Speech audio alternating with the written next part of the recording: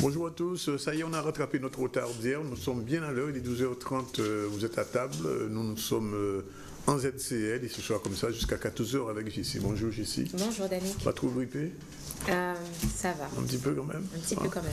Bon, alors aujourd'hui, dans la partie talk, on va recevoir notre amie Vanessa Corneli, la directrice de l'ORSAG. Elle va expliquer tout à l'heure une fois de plus ce que c'est que l'ORSAG. On parlera probablement avec elle du diabète. Et ensuite, nous restons dans le domaine médical puisqu'on va recevoir non pas le docteur Velayou Doncefis qui est absente pour quelques jours, mais sa remplaçante dans la rubrique santé puisqu'on parlera du diabète et des opérations liées au diabète, c'est avec le docteur Venezia. On va dire ça avec l'accent Venezia Ventano tout à l'heure. Et puis la rubrique culturelle sera avec Martine, comme d'habitude la culture selon Martine, ce sera vers 13h30, c'est déjà prévu, et peut-être on va recevoir un artiste qui est prévu. Mais pour l'instant, on fait le tour de l'actu, c'est le sommaire. Et les news, c'est Miss Jessie. Merci Danick. Et au sommaire donc des titres de ce mercredi 2 mars, les salariés de Canal+, CanalSat se sont mobilisés ce matin devant leur siège suite au licenciement d'une des salariées cadres. Ils dénoncent le mauvais climat social de la société et exigent l'annulation du licenciement de leurs collègues qu'ils jugent abusif. Non à la hausse des impôts, c'est ce que crie à nouveau le comité de défense mobile qui représente les communes du Nord Basse-Terre. Ils se sont à nouveau mobilisés hier soir dans la commune de Sainte-Rose pour s'opposer contre l'augmentation des impôts. Et la ville de Pointe-à-Pitre intègre 30 nouveaux jeunes pour une période de 6 mois au dispositif du service civique. Ils étaient reçus hier matin à l'hôtel de ville de Pointe-à-Pitre par le maire Jacques Bangou. Et voilà, Danick. Mais voilà donc pour le sommaire des news, et tout de suite nous allons entrer dans le domaine médical comme chaque mercredi avec cette fois notre invité qu'on n'avait pas vu depuis quelques jours, c'est la directrice de l'ORSAG, Vanessa Corneli. Bonjour. Bonjour.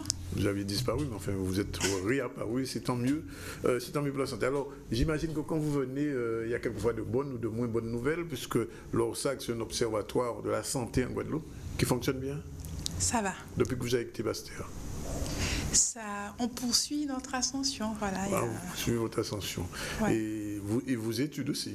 Oui, nos études sur la santé des Guadeloupéens, sur les problèmes majeurs, que sont le diabète par exemple, ou la surcharge pondérale. Qu'est-ce que vous avez observé ces temps-ci, les dernières études? Dernières études sur le diabète. Bon, alors le diabète, il faut savoir qu'en Guadeloupe, il y a 32 000 personnes, environ 33 000 qui sont traitées pour le diabète en Guadeloupe. Donc ça fait beaucoup, ça fait à peu près 8% de la population.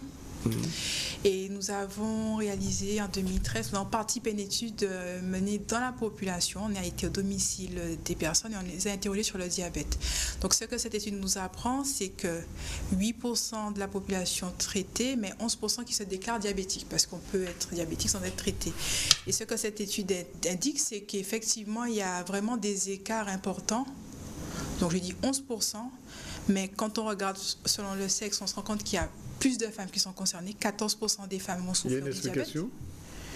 Mais de manière générale, le diabète, en fait, après je vais donner des éléments, mais c'est vrai que c'est souvent lié à la corpulence des personnes. Donc c'est-à-dire au fait d'être plus ou moins gros. Donc ça, c'est estimé dans la population en général en ramenant le poids à la taille. Je donne des éléments un peu techniques, mais c'est pour expliquer. Et aussi le tour de taille. Et c'est vrai qu'en général, en Guadeloupe, les femmes sont beaucoup plus concernées par les problèmes de surcharge pondérale que les hommes.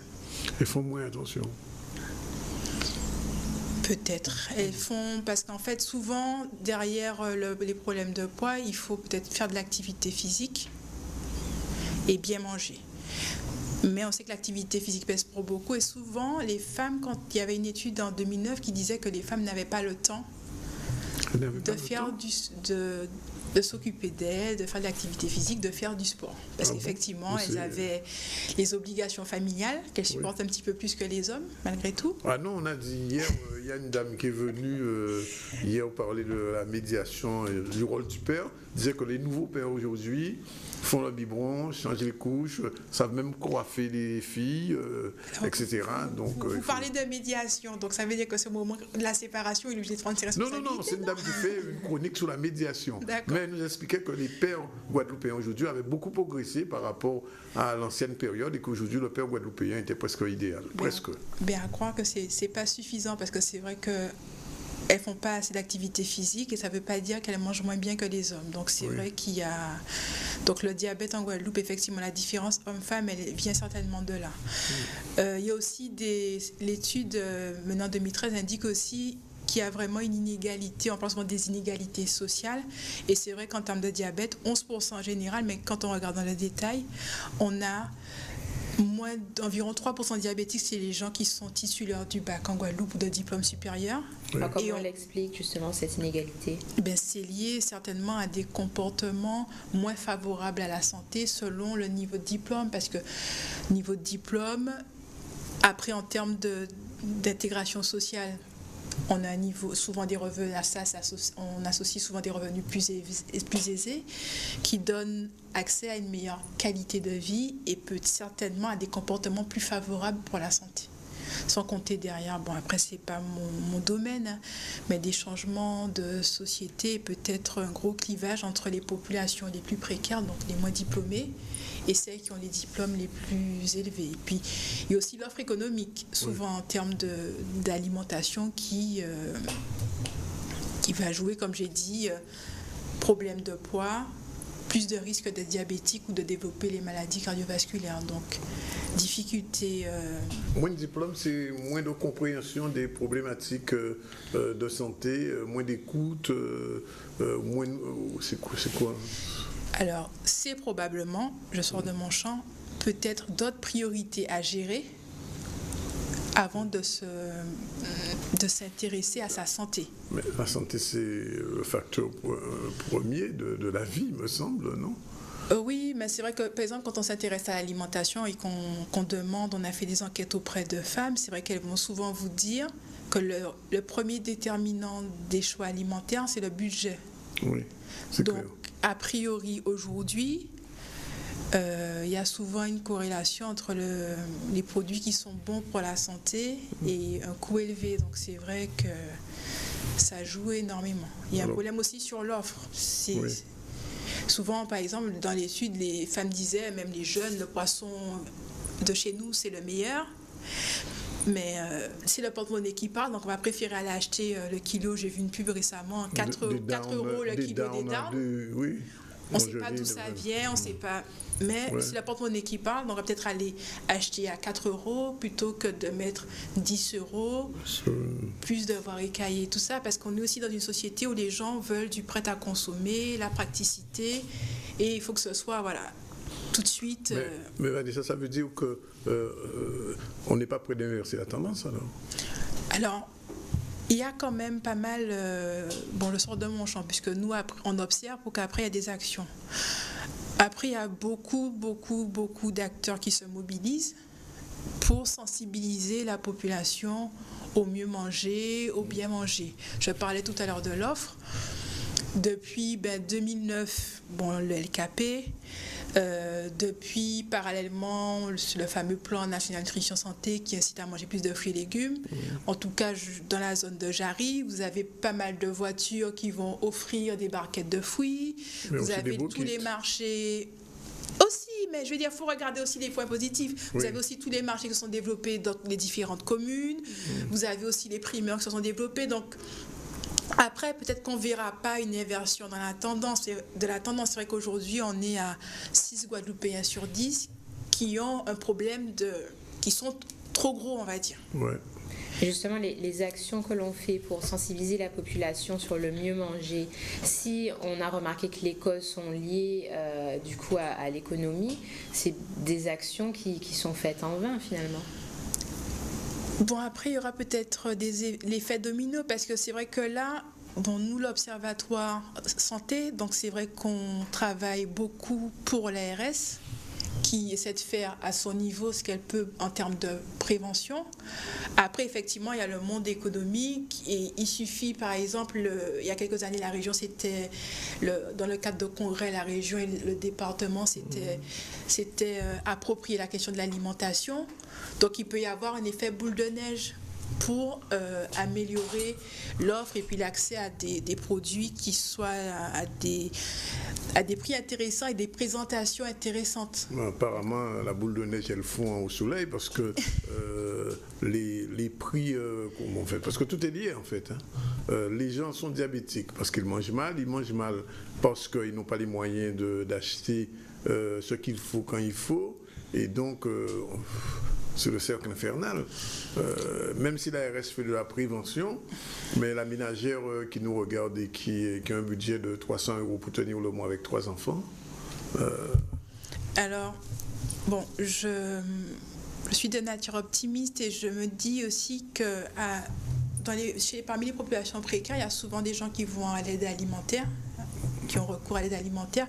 Et souvent, dans ce cadre-là, il y a des accompagnements, il y a des ateliers cuisine où on leur montre comment manger équilibré malgré un petit budget. Donc, moi, je reste optimiste sur la progression possible. Sauf que le souci, c'est qu'en termes de résultats, pour voir un infléchissement des problèmes de diabète, des problèmes de surpoids, tout ce qui va autour, il faudra du temps. Oui.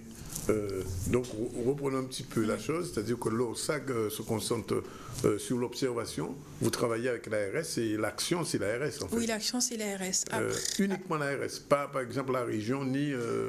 Ça peut être l'ARS, ça peut être l'action de prévention, c'est-à-dire comment en amont prévenir les problèmes, ce sera l'ARS. Oui. Mais après, l'ARS ne travaille jamais seul. Donc on peut avoir associé, comme je parlais de la banque alimentaire peut être associée, vous avez des instances comme l'IREPS qui, eux, interviennent sur la formation des professionnels dans le champ de la prévention et de l'éducation pour la santé. Donc c'est vrai que moi je pense, je dis à chaque fois que je viens, qu'il y a une vraie dynamique qui se met en place sur le sujet, sur tout ce qui est relatif au diabète, qui est vraiment un fléau chez nous, la surcharge pondérale. Oui. Mais est-ce que l'ORSAG, bon je pose la question parce que vous êtes un observateur, est-ce que l'ORSAG c'est le prix de revient d'un diabétique? Non. Non, vous n'avez pas calculé ça? On peut le faire. C'est possible de l'avoir. Ouais. On a une idée des dépenses générées. Mais après, c'est possible de calculer via l'assurance maladie. Oui. C'est possible d'avoir... Parce que si le prix de revient d'un malade est supérieur à la baisse des prix, il faudrait... Les canaux sont relativement séparés. Oui, c'est clair, clair. Mais enfin, on dit que la santé coûte cher. Et l'alimentation aussi, mais elle est de mauvaise qualité. Donc, c'est en ce sens que je comprends parfaitement le rôle de l'ORSAG comme observatoire. Mais aujourd'hui, au regard de ce que vous dites et de la situation, quand même, un Guadeloupéen sur combien? 6 Guadeloupéens sur 10? En surcharge pondérale. En surcharge pondérale et 1 sur 4 est en diabète? Alors, le diabète, c'est plus compliqué, c'est-à-dire que c'est 3% avant l'âge de 55 ans et après, on a entre un quart et un tiers de la population qui est touchée par le diabète. Donc après, aussi derrière ça, comme je l'ai dit, nous on observe, mais donc j'ai parlé de la prévention, c'est en amont que faire. Donc promouvoir l'activité physique. J'en parle souvent, mais je parle aussi des écoles caramboles qui vont faire de la promotion du bien manger, de l'activité sportive auprès des enfants, parce que c'est vrai que les enfants peuvent jouer aussi un rôle fort auprès des parents. Et de l'autre côté, c'est vrai que je sais qu'il y a une volonté, toujours de l'ARS, d'organiser la prise en charge de l'obésité, qui, on sait, est un facteur de risque de toutes les maladies dont souffrent les Guadeloupéens. Donc diabète, j'ai aussi parlé de tout ce qui est maladie de l'appareil circulatoire, qui est la première cause de mortalité chez les femmes en Guadeloupe. Et les cancers? Les cancers, c'est en deuxième position. C'est la première cause de mortalité chez les hommes, mais en deuxième position chez les femmes. Alors, résumons-nous, chez l'homme, les cancers sont la première cause, et chez les femmes, c'est les maladies de l'appareil circulatoire, donc toutes ces maladies qui sont liées aux problèmes de surcharge pondérale, aux problèmes diabétiques, aux problèmes d'hypertension. D'accord. Et dans le classement national, où se place la Guadeloupe, en tout cas pour le diabète? Pour le diabète, alors je vais parler de la Guadeloupe, mais je vais aussi parler des autres départements d'outre-mer. De manière générale, la Guadeloupe, la Martinique, la Réunion et la Guyane, je pense aussi, on a des taux de diabétiques beaucoup plus importants qu'au niveau national. D'accord. Et une différence, en tout cas, je ne l'ai pas testé pour les autres départements d'outre-mer, mais en tout cas, au niveau national, ce sont d'abord les hommes qui sont concernés par le diabète avant les femmes. Donc après, je n'ai pas d'explication forcément sur cette différence. Alors, est-ce que sur nos territoires, on n'a pas une prédisposition génétique ? C'est probable. Après ça, il me semble que là, on passe dans le champ, je suis dans la description, dans le champ de la recherche. Il me semble qu'il y a eu des travaux, peut-être que le médecin qui m'intervenait tout à l'heure pourra préciser, qui ont étudié ce facteur génétique. Donc, c'est que là, on rentre dans des choses beaucoup plus compliquées qu'aller au domicile et demander êtes-vous diabétique, oui, non. Parce que ça aurait pu être peut-être une solution si on détecte très tôt qu'il y a des prédispositions, de tout de suite alarmer en tout cas la famille, faites attention parce que... Dans le diabète de type 2 qui est le plus fréquent, donc en gros il y a 2 types de diabète. Alors, je crois que le diabète de type E, il y a des prédispositions génétiques qui vont rentrer en jeu. Sur le diabète de type 2, pas forcément. D'accord. Moins. On est plus sur en infléchissant certains comportements individuels, donc meilleure alimentation, activité physique, on peut, me semble-t-il, influer sur la survenue du diabète de type 2, je ne suis pas rentrée dans les détails, mais c'est celui qui est le plus important en Guadeloupe. Voilà. D'accord. Et la question, on prend sur 5 ans, la courbe elle est exponentielle au niveau du diabète, où ça se stabilise. Quelles sont les raisons d'avoir un peu d'espoir? Alors, j'ai dit peut-être pas assez, c'était dans l'introduction, qu'en gros, sur les derniers temps, on meurt moins de diabète. Il y a beaucoup de diabétiques, mais la tendance de 2001 à 2011 est à la baisse. Après, j'ai pas eu le temps d'explorer. On fait un travail actuellement sur la santé des jeunes. On est sur de tout petits effectifs. Et par contre, chez les jeunes, le nombre d'admissions en affection longue durée chez les 15-24 ans aurait tendance à augmenter. Chez les jeunes. Donc après, il faut que je précise si c'est du diabète de type 1 ou du diabète de type 2. Si c'est du diabète de type 2, on est plus sur des problèmes liés à des comportements. Parce qu'effectivement, les études montrent souvent que les jeunes sont globalement moins atteints des problèmes de surcharge pondérale. Ça augmente souvent avec l'âge.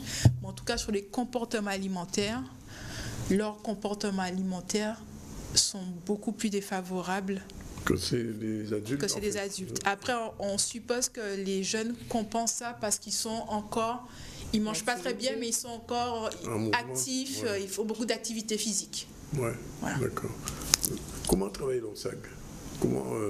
Pour arriver à ces résultats, à ces calculs, vous appuyez sur quoi? Sur des enquêtes personnelles, un peu comme l'INSEE, on passe chez les gens, ou alors vous analysez simplement les paramètres transmis par la Sécurité sociale? Alors il y a 2 versants. Dans ce que je vous ai dit, là, il y a les 2 volets. Il y a le recueil des données, on reçoit des données en routine.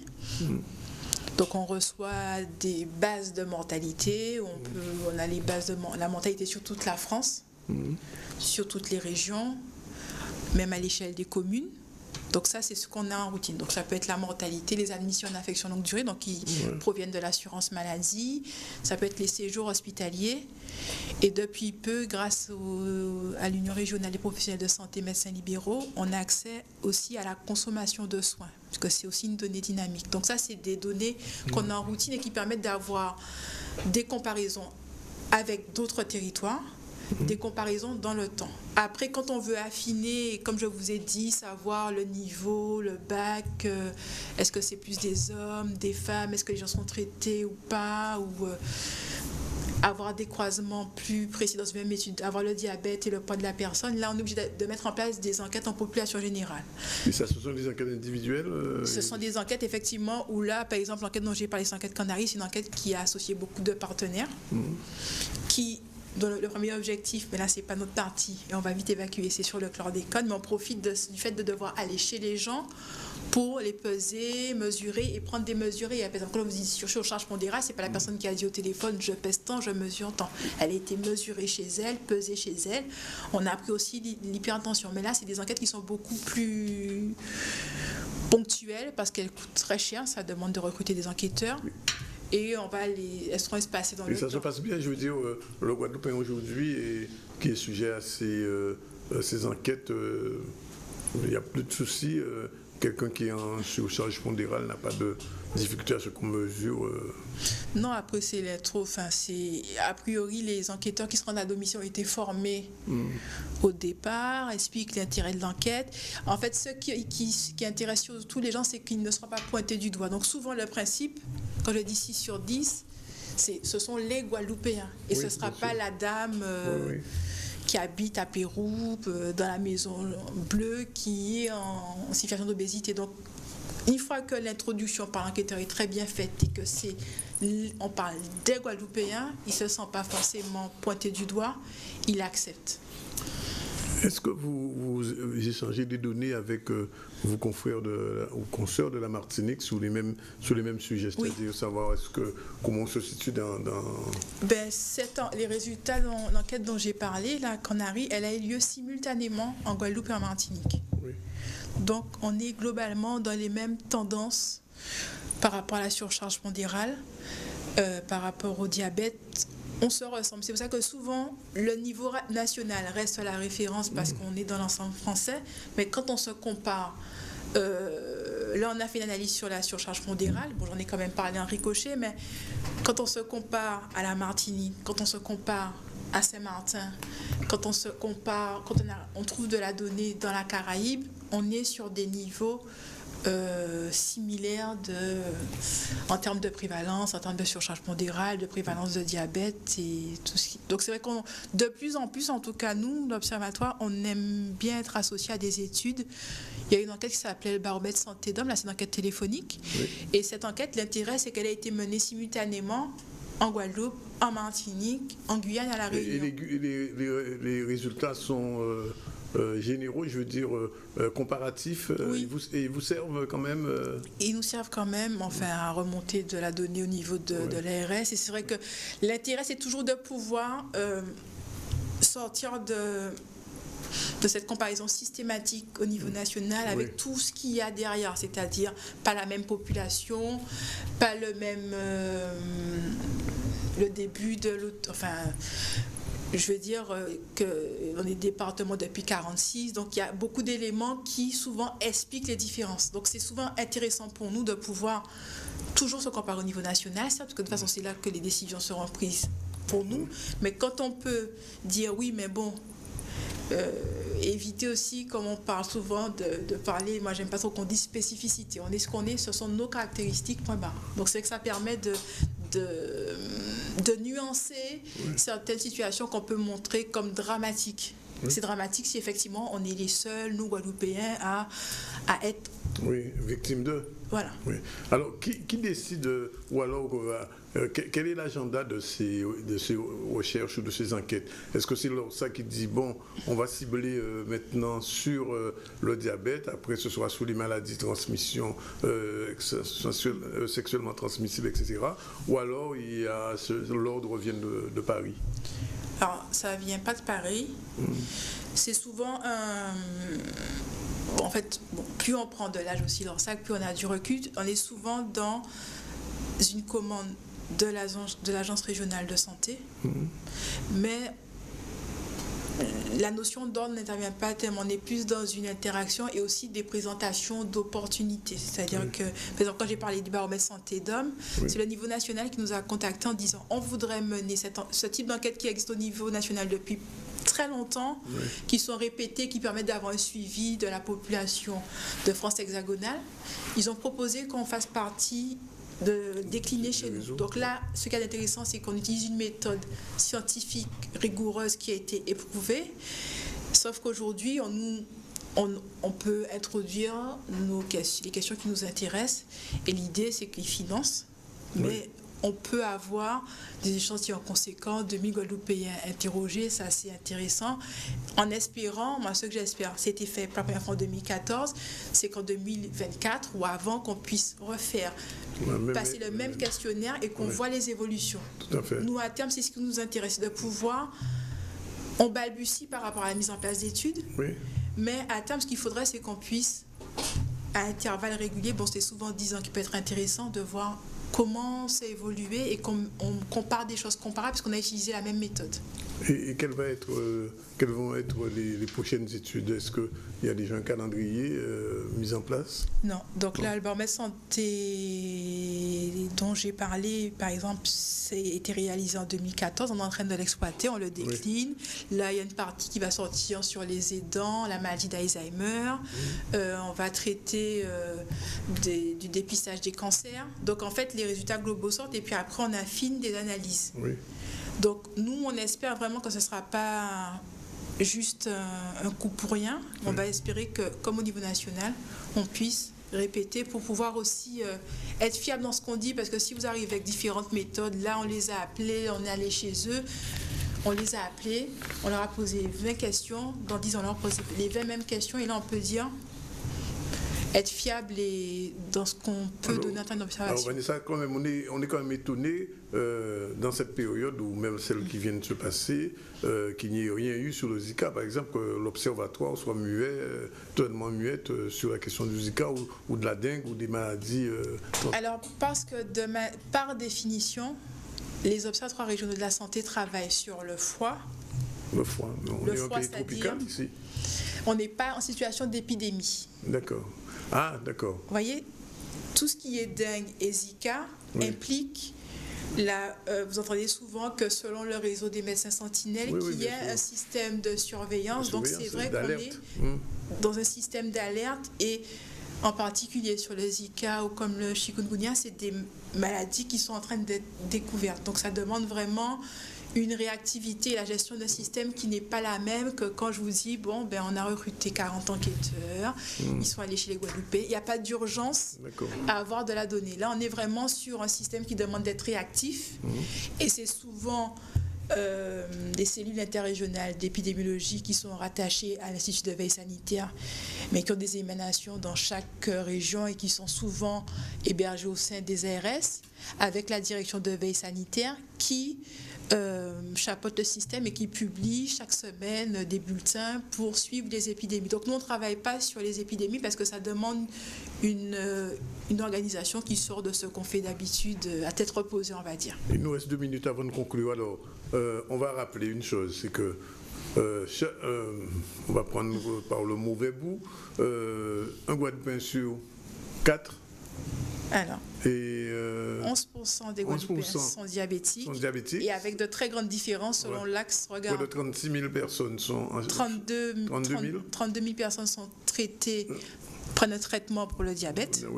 Et chaque année, ça je ne l'ai pas dit, chaque année, sur ces dernières années, il y a 2500 Guadeloupéens qui sont pris en charge à 100% pour le diabète. Donc 2500 chaque année.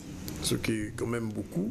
Et donc, et tout cela, le diabète notamment, est lié au fait, alors vous avez dit que les gens qui sont à un niveau inférieur au bac sont plus sujets au diabète que les gens qui ont de manière, effectivement, c'est une maladie qui est très très marquée socialement, en fait. Alors, selon les chiffres que vous annoncez, l'ORSAG, est-ce qu'il peut préconiser une alerte pour que l'ARS puisse déclencher du coup peut-être une mobilisation plus forte? Bon, l'ARS, c'est valable sur le diabète, mais comme c'est valable sur la surcharge pondérale, comme c'est valable sur l'hypertension. Donc les inégalités sociales de santé sont aujourd'hui actées. Donc c'est vrai qu'après, les populations qui sont plus en besoin de prévention sont identifiées. Après, effectivement, aujourd'hui, c'est les axes on a souvent informé. Là, c'est vraiment de mieux connaître nos populations et trouver les leviers qui vont permettre avoir l'information, mais mettre en pratique aussi. Vous voyez, parce qu'effectivement, est-ce qu'on est corpulent? Est-ce que socialement, c'est bien comme on dit ici, être bien en chair. Sauf qu'aujourd'hui, être bien en chair, c'est être obèse. Et c'est aussi avoir des risques pour sa santé. Comment la population se perçoit par rapport à ce qu'on lui dit être un problème. Comment le corps médical arrive à travailler avec comment se gère l'annonce. C'est ça que je vous dis qu'effectivement, il y a une nécessité de mettre en place tout un dispositif de prise en charge. On est en alerte ou pas sur le diabète, non? Ça fait un moment qu'il y a des professionnels qui se mobilisent. Et là, comme les problèmes de surcharge pondérale ont pris le poids, là, c'est vraiment, je crois que la priorité pour les restes sera de mettre en place une filière de prise en charge parcours sur l'obésité. On vous remercie, Vanessa. On vous retrouve dans 3 semaines. 3 semaines, parce que j'ai un événement à vous annoncer. Ah, vous avez un événement Alors, allez-y rapidement. Non, mais je reviendrai. En fait, on va mieux communiquer sur l'ORSAG. Alors, voilà. Il reviendra pour l'événement. On attendra donc votre retour, Vanessa. Et l'ORSAG a un nouveau logo, ça, je l'annonce aussi. On verra le nouveau logo la prochaine fois, en couleur, dans le 7CL. Merci en tout cas, Vanessa, d'être revenue, je dis bien. Et on vous attend pour la prochaine séquence. Il est pratiquement 13h15. L'heure de se faire une page couleur de pub. Et après, on se retrouve avec le docteur Aventano. On ne va pas quitter la santé aujourd'hui. Aujourd'hui, c'est un petit peu particulier. Venezia Aventano est déjà là. Elle viendra nous parler justement de ces opérations liées au diabète, à l'obésité surtout. Et pour l'instant, la page de pub. Et puis après, c'est Jessie qui prend le relais.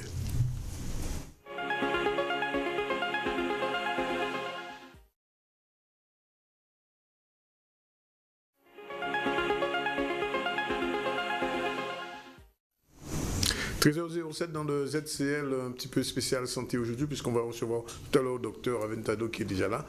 Bonjour. Bonjour.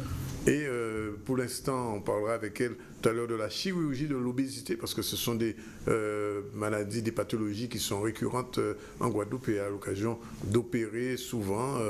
Elle va nous parler un peu de cette chirurgie, comment ça se passe, le bilan post-opératoire, bref, toute cette partie médicale. Sinon, pour l'instant, on démarre le journal avec Jessie qui démarre tout de suite.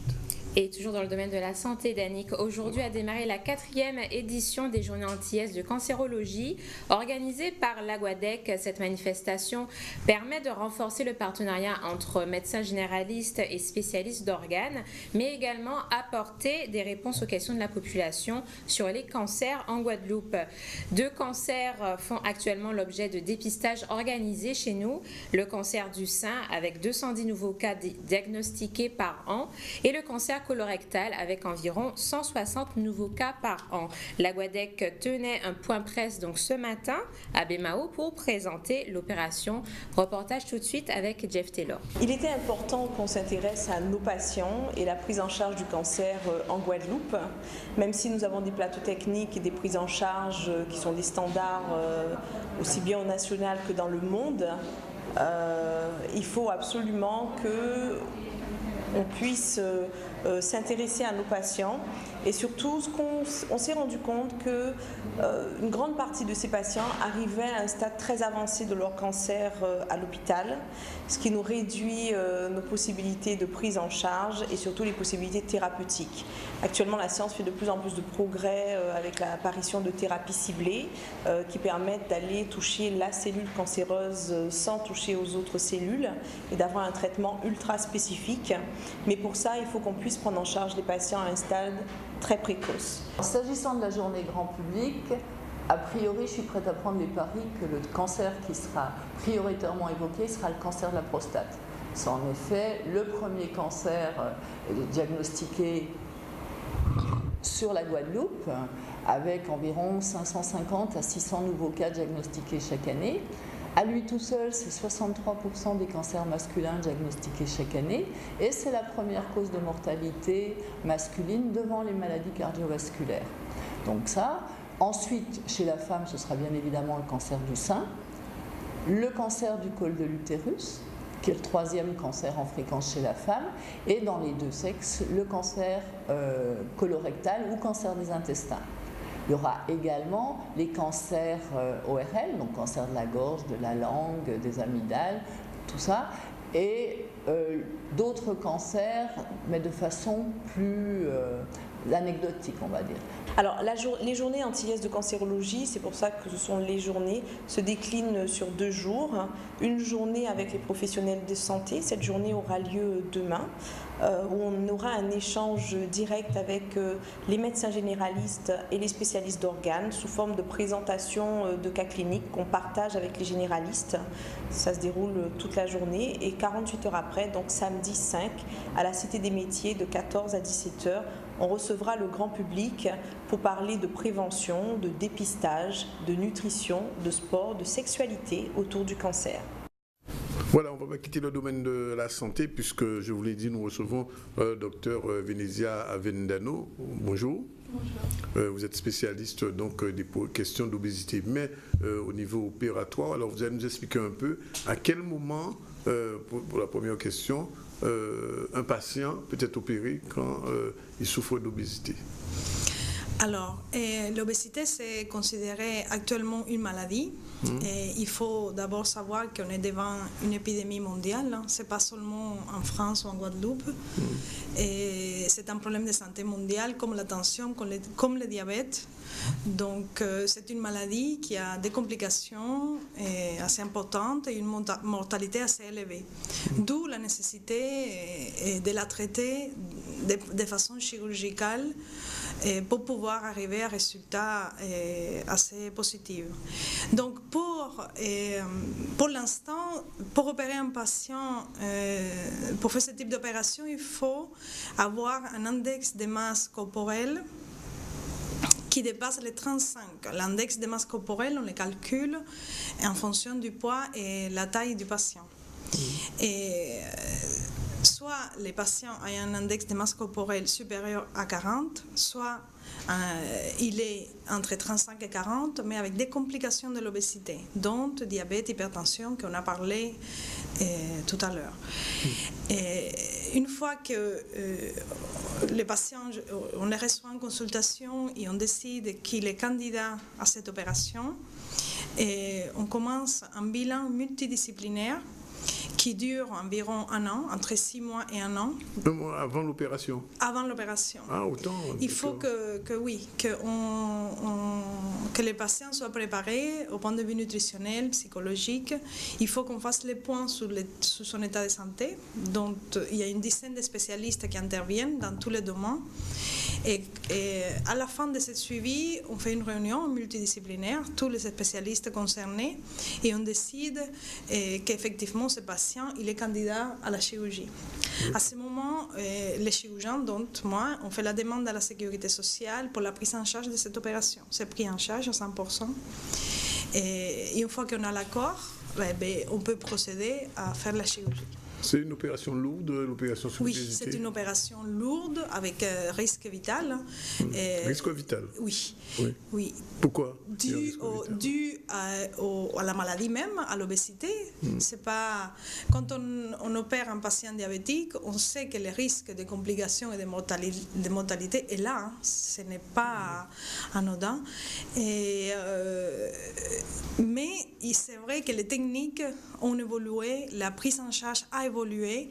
Donc, actuellement, on peut proposer aux patients une certaine sécurité avec la chirurgie. Ce n'est pas les taux de complications actuellement en Guadeloupe sont assez bas. On est à 1,7% de complications dû à cette opération.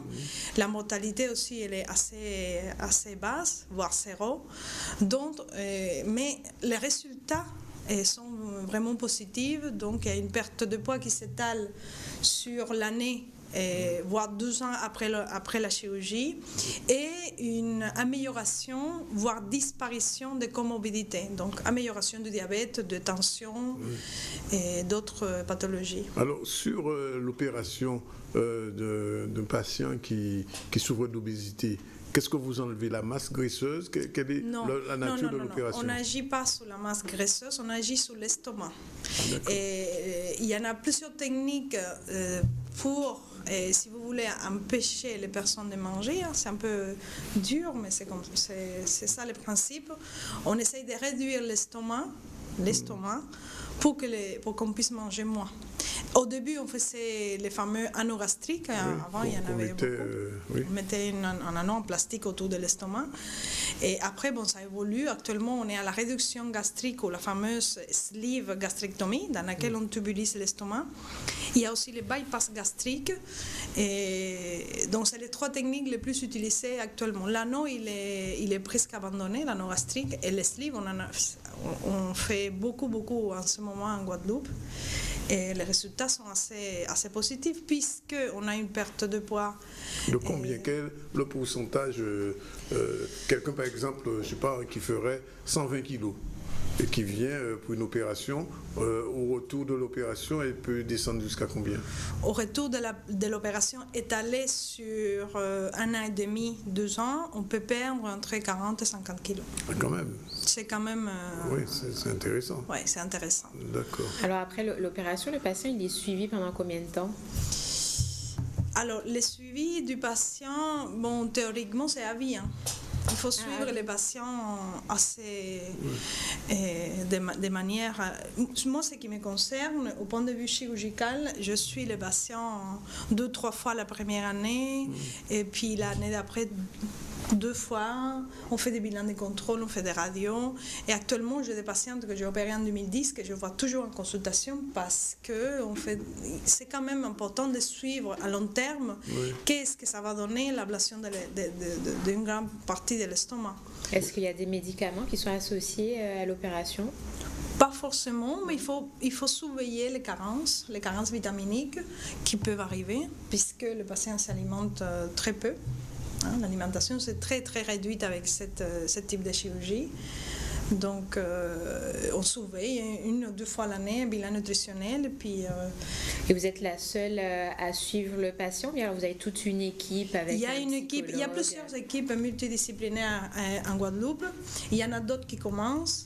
Donc non, je ne suis pas seule, bien évidemment, parce qu'il y a beaucoup de travail en amont et après l'opération. Donc on est plusieurs, donc équipe de diététiciennes, médecins nutritionnistes, psychologues. D'accord.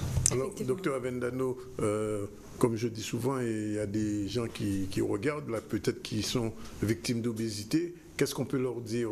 Il faut tout de suite consulter ou alors faire du sport, faire des régimes. Est-ce que le régime, ça règle le problème de l'obésité? Non, bien au contraire, ça l'aggrave. En ce moment, on est confronté à des patients. Moi, ce qui me concerne, les patients ils viennent me voir parce qu'il a vu quelqu'un qui a été opéré et qui a perdu et qui va très bien. Il vient me voir pour me demander une opération, mais c'est un patient qui a déjà fait des années et des années de régime, qui n'aboutissent pas forcément à une perte de poids. C'est-à-dire, quand on commence un régime, on perd du poids. Dès qu'on arrête le régime, on reprend le double. On prend le double? En général, c'est ça. Donc, on rentre dans un cercle vicieux dans lequel on veut perdre du poids, mais on ne sait pas comment le faire. Donc, quand je dirais aux personnes qui se sentent un problème de sous-poids, quand il y a un problème vraiment du poids, il faut aller voir les médecins, que ce soit les médecins généralistes, que ce soit les chirurgiens qui peuvent éventuellement l'opérer, mais il faut que ça soit médicalisé. Les régimes...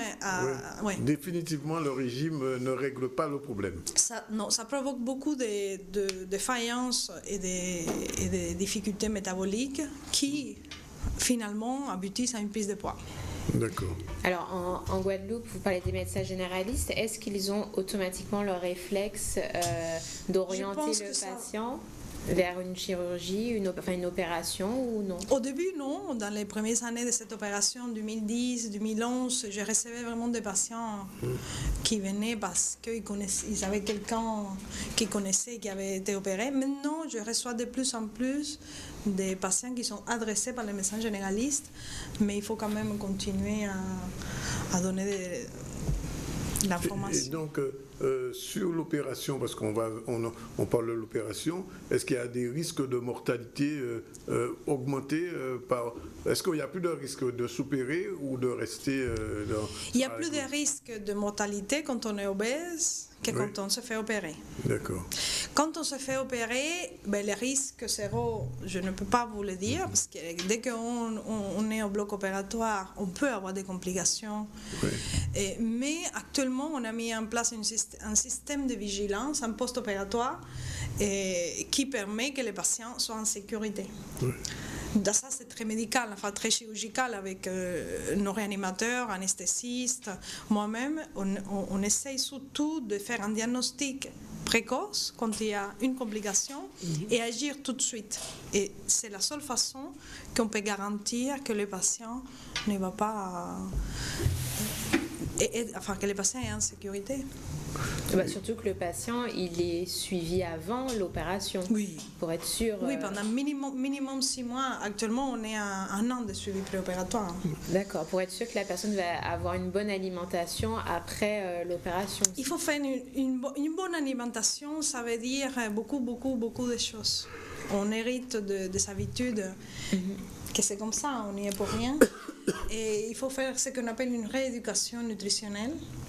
Et puis surtout dépister d'autres pathologies pour pouvoir les régler avant de les faire. Parce que justement, est-ce qu'il peut y avoir des complications après la chirurgie?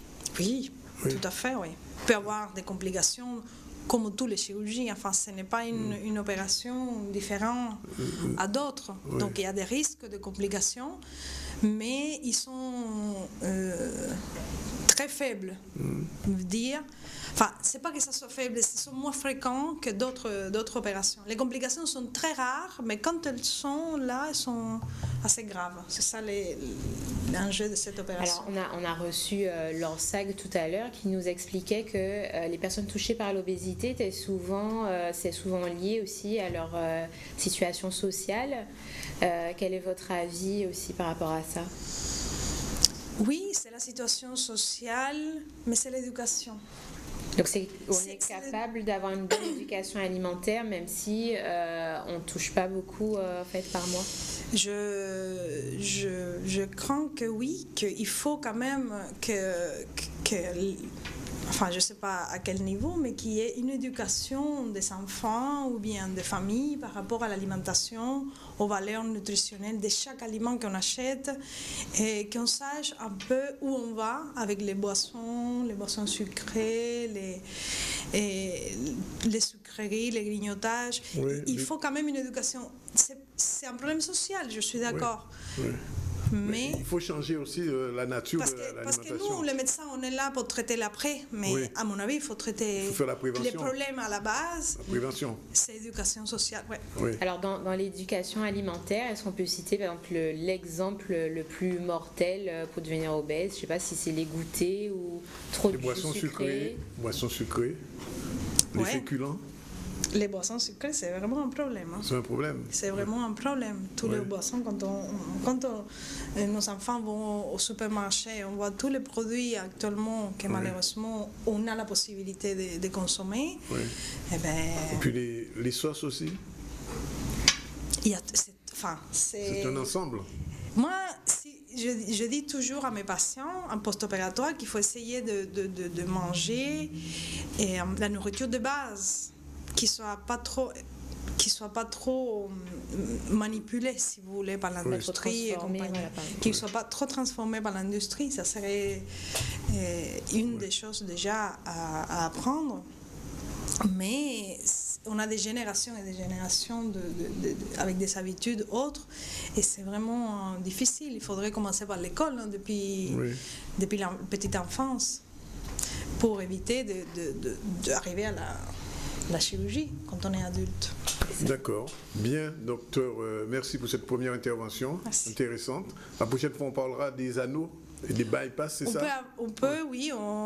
Je vais vous montrer un peu les différentes techniques et les résultats de cette opération et quelques années après, puisqu'on a un recul déjà de 5 ans. Donc c'est assez intéressant. D'accord. Bien, je vous remercie. Je vous en prie. Et on se revoit dans une quinzaine de jours aussi. Voilà. On continue, il est 13h25 et Jessie, je crois que ça va mal à Canal Antilles.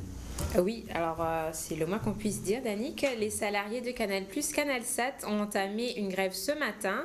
Mobilisés devant le siège donc, de la société Abemao, le mouvement de grève a démarré suite au licenciement d'une des salariés cadres de la société. Le licenciement aurait été immédiat, sans sans avertissement et sans entretien après 17 ans d'ancienneté. Les employés exigent donc l'arrêt de la procédure de licenciement à l'encontre de leurs camarades, mais ont d'autres revendications, notamment l'arrêt des licenciements abusifs et fausses ruptures conventionnelles, l'arrêt des réorganisations intempestives et des mutations géographiques imposées, et aussi donc l'arrêt des embauches successives de personnel venant de régions hors outre-mer. Reportage tout de suite avec Jeff Taylor. Il faut savoir que depuis quelques années, nous avons constaté qu'il y a une véritable politique sociale et économique à mettre en place pour faire en sorte qu'il y ait dégraissé au maximum la masse salariale et faire en sorte justement d'éradiquer toute contestation qui est pénible au niveau de l'entreprise là pour faire affaires à eux, continuer à faire passer tout projet à eux et continuer à embaucher des gens qui viennent toute qualité d'autre côté, qui en Guadeloupe, qui en Martinique, qui en Guyane. Et c'est comme ça que là, ils ont décidé vraiment de mettre en route sur nous et licencier camarades de nous. Pourtant, nous avons qu'il n'y a pas ni preuve, pas justificatif.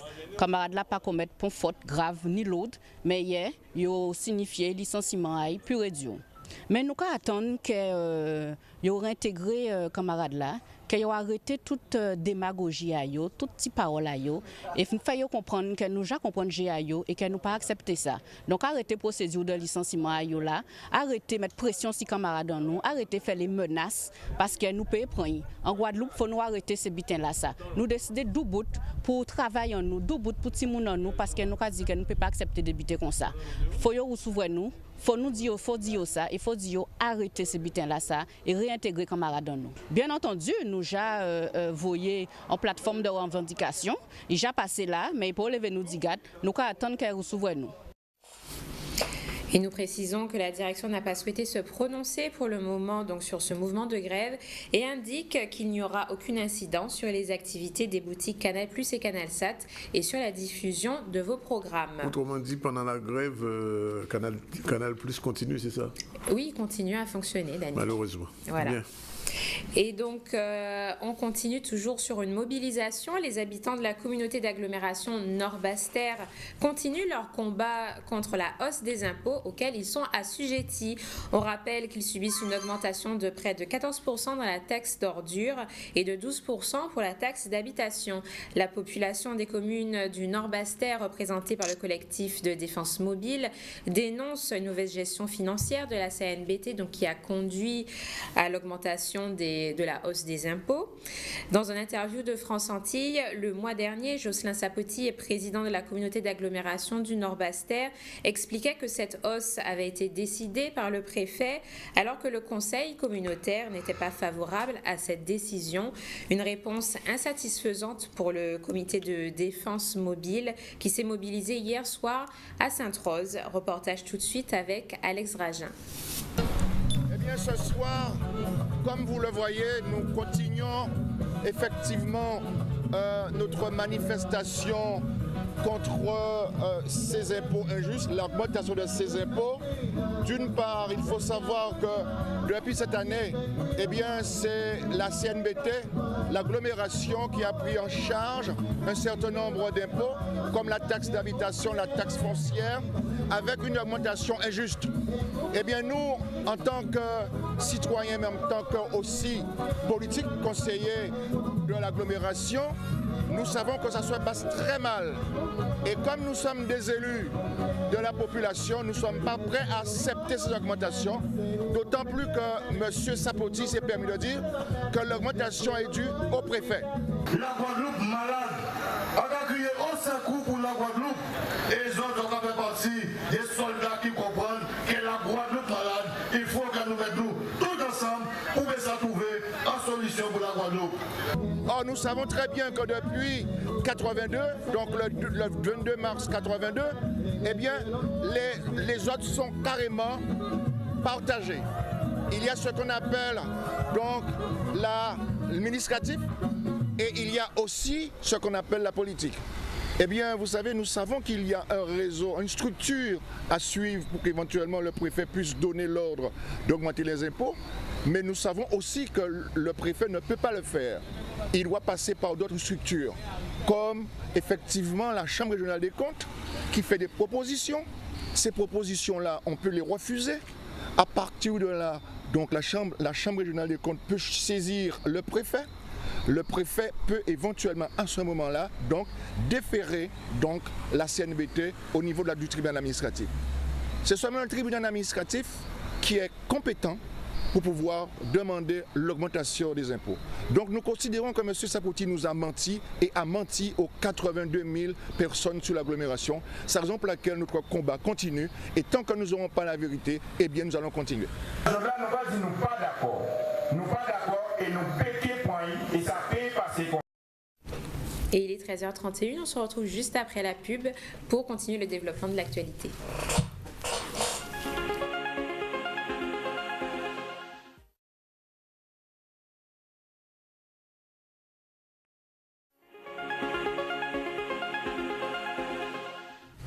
Voilà, il est 13h37 exactement. Nous avions dit, nous allons recevoir sur ce plateau Mounia qui est avec nous. Bonjour. Bonjour.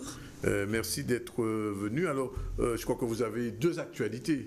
Vous avez d'abord un CD qui sort, qui va sortir très prochainement. Oui, tout à fait. Et puis de l'autre côté, vous avez une association qui gère une école depuis le tremblement de terre en Haïti. École orphelinat. École orphelinat. Alors, comment ça va se mettre en place? On parle d'abord de l'orphelinat. Alors l'orphelinat, depuis le séisme, je m'occupe d'un petit orphelinat que j'ai reconstruit, puisqu'il n'y avait plus rien après le séisme, avec l'aide du RSMA de Guadeloupe et de Martinique, avec l'approbation évidemment de l'ambassade de France en Haïti, qui m'ont beaucoup aidé.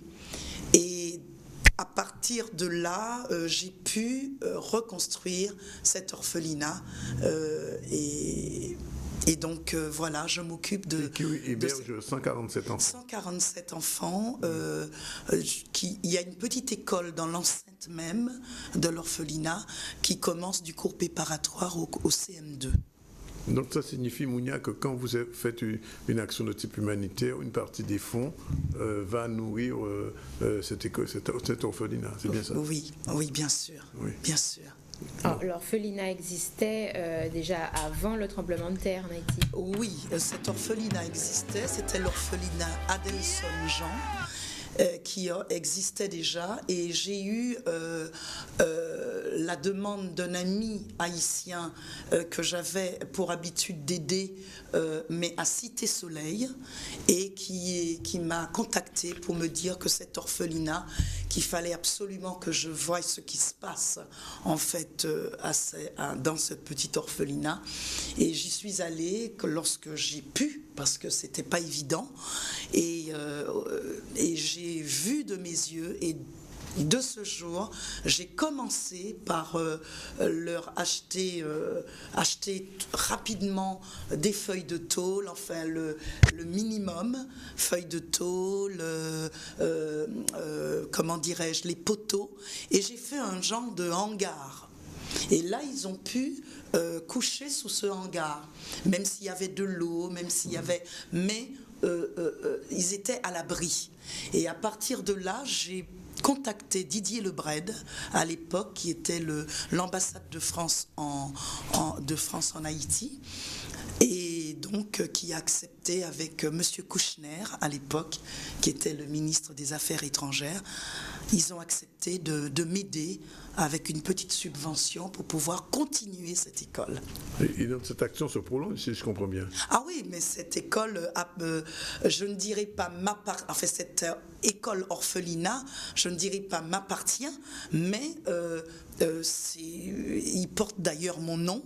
Étoile de Mounia pour l'amour des enfants. Et ça a été d'ailleurs inauguré par Madame la ministre actuelle de l'Outre-mer, Georges Paul-Angevin. Vous avez des enfants de quel âge? Alors, j'ai des bébés, des petits bébés, disons, ça a commencé de 3-4 mois, jusqu'à, disons, le plus âgé, 14-15 ans.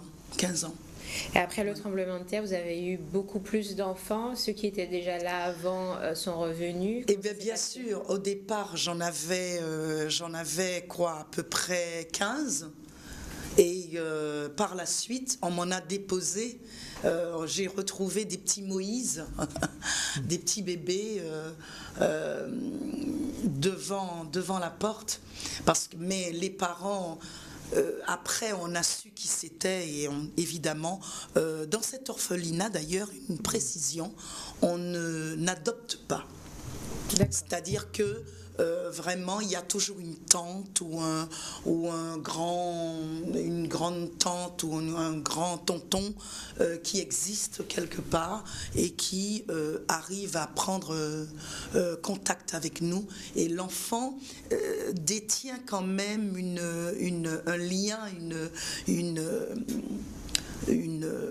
un parent qui est quand même proche et qui est là. D'accord. Alors, on note quand même que vous faites un showcase d'ici quelques jours. À l'appart, bientôt. Vous présentez samedi 15, samedi 5, pardon. Oui. 5. Alors, Reggae Afro-Caribbean Groove, oui. Ça me rappelle quelqu'un, enfin, que vous avez dû connaître. Dans votre vie récente, en tout cas qui n'est plus là. C'est Jeff Joseph, on peut le dire. Roupsi. Comme vous avez repris, c'est une reprise. C'est pas une reprise, oui. C'est notre chanson à tous les deux. Oui.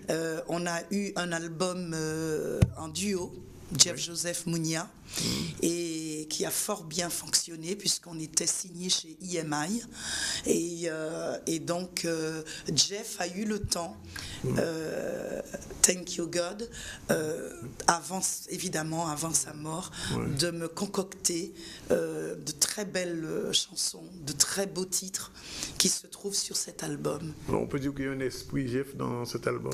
Il y a tout à fait un esprit Jeff Joseph, puisque Congo Dominica, par exemple, c'est Congo to Dominica, le titre, qui appartient à Grand Max et Jeff Joseph, et il a eu le temps de me le modeler à sa façon et à ma manière, et donc c'est pour ça qu'il a voulu qu'on l'appelle Congo Dominica. Alors juste avant de revenir sur l'album, juste une dernière question quand même sur Jeff Joseph.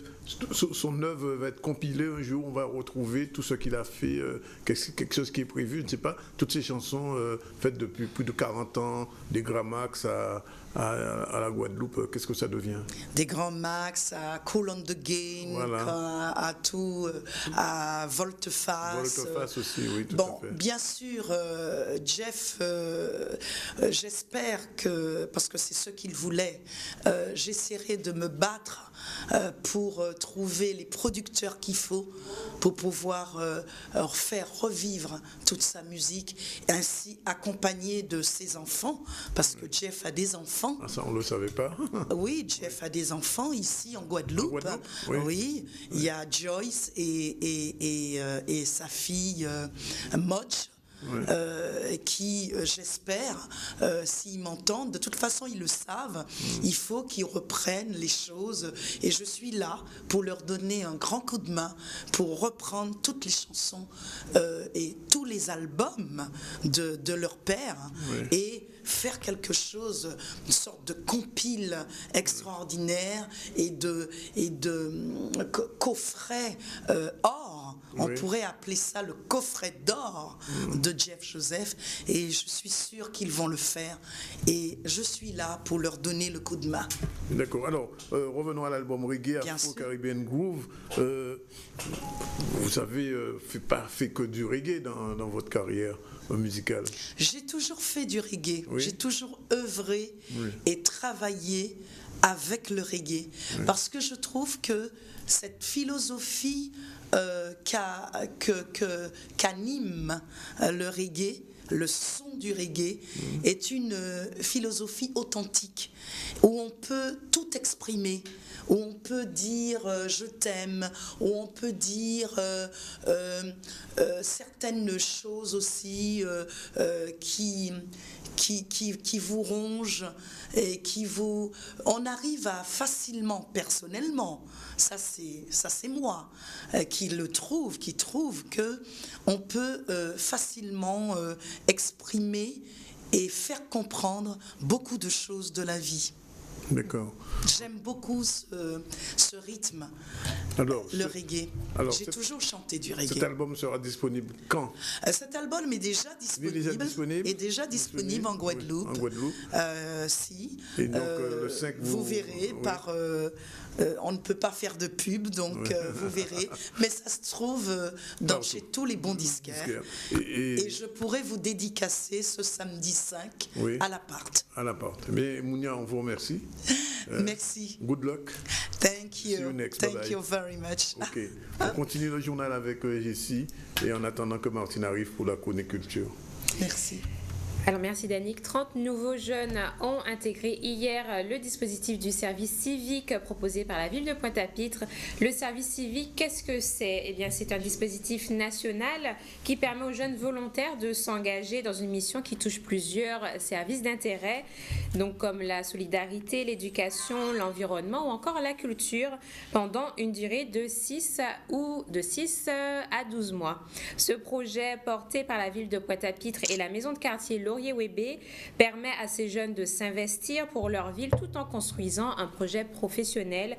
Je vous propose de voir tout de suite le reportage de Jeff Taylor. Pour leur proposer, par l'intermédiaire de ce service civique, de se former à des fondamentaux de la vie lorsque demain on doit être en charge de soi-même, de sa famille et chercher du travail, se lever à heure fixe, être à l'heure au travail, avoir une tenue vestimentaire, savoir respecter les hiérarchies et les organigrammes, se faire écouter de la population, être à l'écoute de cette population. Donc tout cela fait partie des fondamentaux qui nous ont conduits à proposer des emplois civiques à des jeunes pendant des années, au départ sur des emplois qui visent l'embellissement des cités où ils vivent.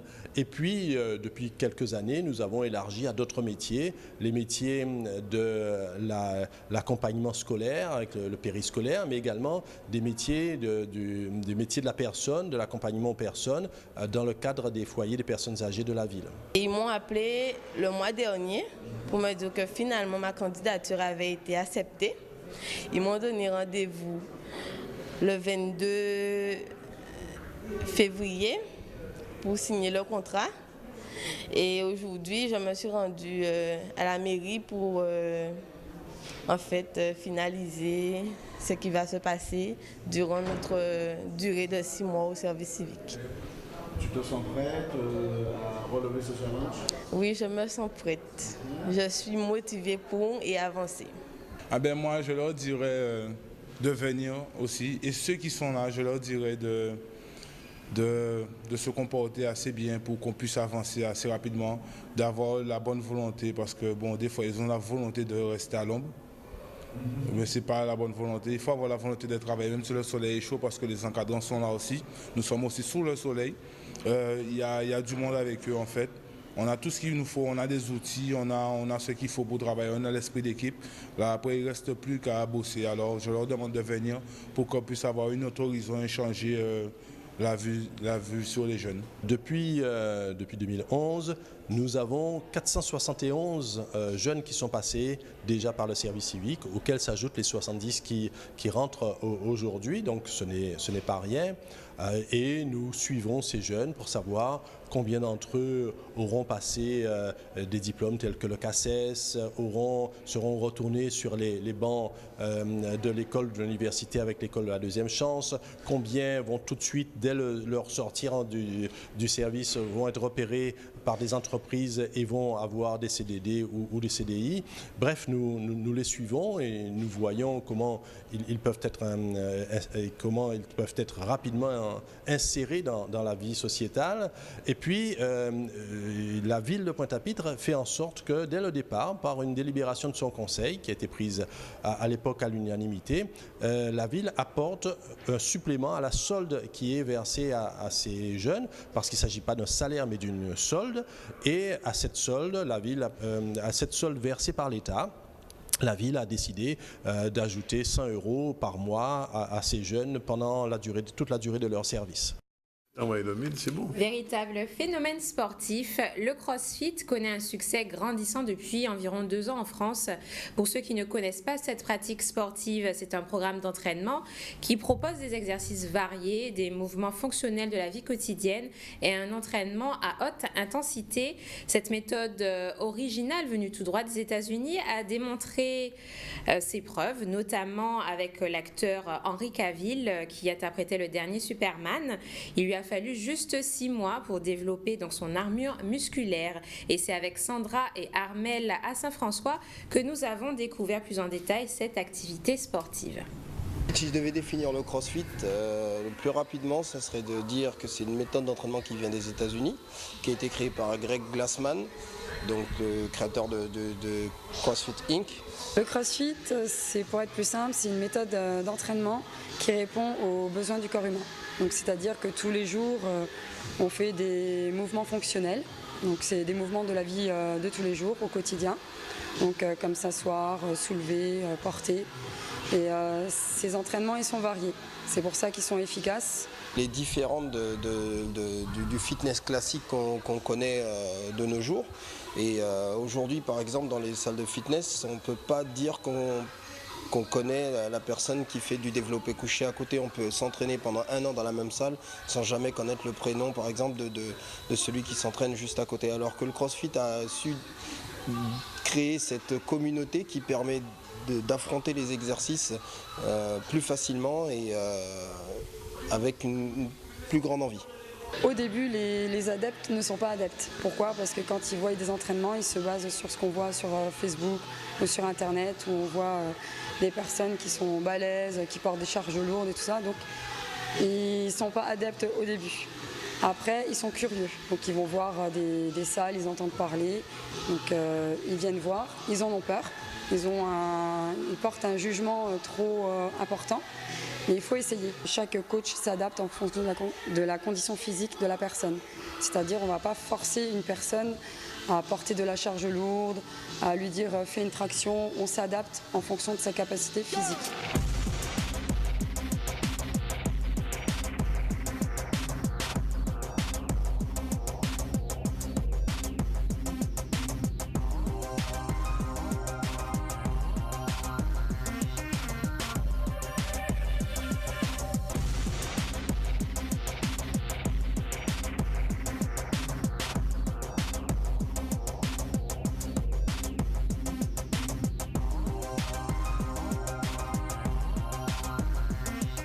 On a fait un Tabata, ce qui consiste à 20 secondes d'activité et 10 secondes de repos, puis on passe à l'exercice suivant.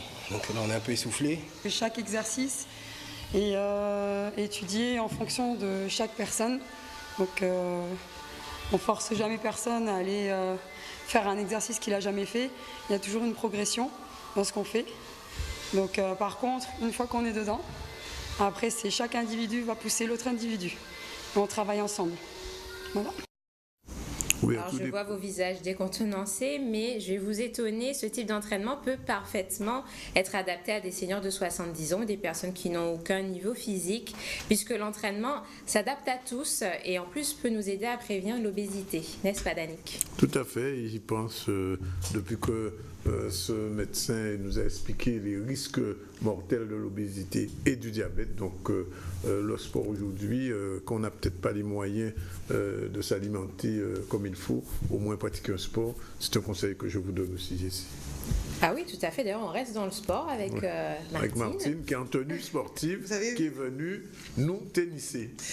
Oui, alors je suis venue, bonjour à tout le monde, bonjour aux auditeurs et aux téléspectateurs, bonjour Jessie. Bonjour Martine. Bonjour Danick. Bonjour Martine. Vous avez vu, j'ai fait un effort. Alors, je vous le dis tout de suite, j'ai dû ouvrir les placards, fouiller partout pour arriver à trouver ce vieux truc. Hein. Ça s'appelle comment ? C'est un bandana ? C'est un bandeau, pour couper la transpiration, etc.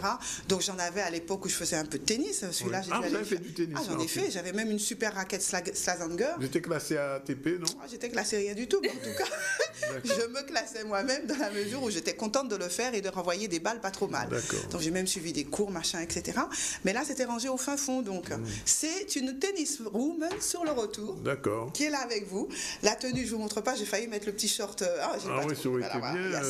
Il y a ça. Ah, et puis il y a les balles. Ah, j'ai encore les balles. Hein. Oui. Ah, oui. Vous pouvez même l'envoyer, je vais essayer de la capter. C'est du tennis qu'on fait. Et bien voilà. Bravo. Et voilà, J'en ai une. Voilà. Et bien tout y est. C'est de la balle, comme diraient les jeunes. Vous avez suivi le. Oui, monsieur, oui. Bon, j'ai 2 sujets aujourd'hui parce que le temps était un peu court, mais j'ai envie de parler de ce tournoi. Il est 56, c'est vrai. Bon. Oui. J'avais envie de parler de ce tournoi, mais en dire 2 mots entre nous, Danick. Oui. Alors, je vais d'abord parler de 2 sujets agenda, très courts, et ensuite on parlera du tournoi. Je mets mes lunettes, vous savez, ça ne s'est pas arrangé avec l'âge. C'est parti. La Coupe Davis, un court agenda. La tablette fonctionne aujourd'hui. La tablette fonctionne, oui. Mais je vais parler que 2 choses. Le premier, nous allons parler de Cris de femmes, parce que vous savez, voilà, les lunettes sont chaussées. Cris de femmes, le festival Cris de femmes, 4e édition, parce que nous allons être dans le mois où on célèbre les femmes. Quoi donc? Pourquoi les femmes crient? Elles crient de joie, de douleur, de bonheur, pour dire qu'elles sont là, qu'elles existent, qu'elles ont des choses à dire, qu'elles sont créatrices, qu'elles sont poétesses. Et c'est le cas de cette jeune femme qui est à l'origine de ce festival Cris de femmes, Stéphanie Mélior-Rinette, qui est alias Nefta Poetry. Oui. Poète, activiste, elle est organisatrice de festival, elle est danseuse, elle est chorégraphe, elle est écrivaine, donc c'est une jeune femme brillante. Oui. Et donc il a mis en place ce festival que je vous recommande. Moi j'ai fait la connaissance de cette femme, je connaissais le festival depuis déjà quelques années, mais j'ai fait sa connaissance hier, et vraiment je suis épatée par le travail qu'elle fait. Donc Festival Cris de femmes, c'est un engagement pour les femmes, c'est un festival qui a émergé de la volonté d'une femme et de dénoncer les violences faites aux femmes et plein d'autres sujets, comme le sujet est court, je ne peux pas en parler beaucoup. J'espère qu'il y a une petite affiche qui vous montre cela. Mais en tout cas, je vous conseille d'y aller. Le rendez-vous, c'est quand? Les expositions vont commencer le 4 mars. Ça, c'est autre chose, ça vient après. Du 4 mars au 20 mars, il y a une exposition du plaisir des femmes à l'espace Quiétude à Petit-Bourg, où il y aura une collection réunissant plusieurs artistes, plasticiens, vidéastes, etc. Donc voilà. Il y aura aussi les épicuriennes 5, 10 et 20 mars. Ce sont des rencontres, ateliers, happenings, stands, espaces, etc. Quiétude, une conférence intitulé « Femmes, sexualité et corps stigmate ». Alors, qu'appelle-t-on le corps stigmate? Le mot stigmate en médecine signifie pathologique. Ce mot reflète également un état de détérioration. Mais là, donc, il y a des choses à en dire. Et le stigmate renverrait à des styles, en tout cas à des signes physiques, culturels, sociaux, attribués ou distingués à des individus ou à des catégories d'individus. Donc, je vous recommande cela aussi. Et puis, enfin, un brunch débat, je trouve ça intéressant. C'est le 13 mars, avec une projection de court-métrage. Décoloniser le pays et les femmes. C'est au Petit New York à Saint-Félix. Alors c'est tout un programme. Je vais vous donner le numéro de téléphone de cette jeune femme. Vous allez l'appeler. Elle est organisatrice du festival. Elle est poétesse et elle est extrêmement intéressante. Elle est au cœur de ce festival. Son numéro de téléphone 06 90 47 05 66 pour en savoir plus et surtout y aller parce qu'il s'agit de femmes et mesdames, vous devez faire entendre votre voix. Ça démarre le 4 là. D'accord. Alors la journée de la santé naturelle au féminin, vous venez de le voir. C'est une journée, c'est également à l'occasion de la Journée internationale des femmes. C'est fait par une association mornalienne.